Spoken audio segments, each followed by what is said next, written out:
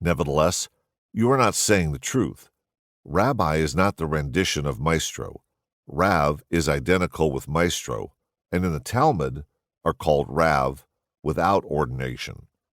However, I will agree that I am neither a master nor even a proficient scholar.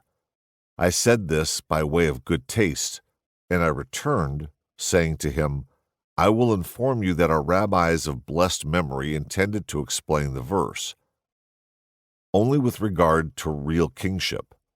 However, you do not understand law and statute except for the few homilies with which you have accustomed yourself. What the sages mentioned is based on the following consideration. According to strict law, a single judge in a case is exempt from paying for an incorrect decision he rendered only if he received permission from the Nasi prince, who is identical with the king. The rabbis further stated that in the time of the exile, since there are some royal descendants of the house of David, they who are authorized by the rulers of the nations, such as the exilarchs of Babylon and the princes of the land of Israel, have the right to grant permission to exercise judicial authority and ordination. This practice continued among the sages of the Talmud for more than 400 years after the Nazarene. The opinion of the sages of the Talmud is not that there will always be a scepter or ruler's staff which will belong to Judah. Rather, the prophet Jacob promised Judah that Jewish kingship will be his, and he assured him only concerning actual kingship. Nevertheless, it ceased for many years, as I have mentioned. During the time of the Babylonian exile, neither a scepter nor a ruler's staff was among them at all. And during the Second Temple, when kingship was held by the priests and their servants, the tribe of Judah had no authority either as exilarch or as Nasi, because leadership and authority belonged to the king, who were priests, to their judges and officers, and to those who found favor in their eyes. Fray Perry of Genoa then answered, This is true.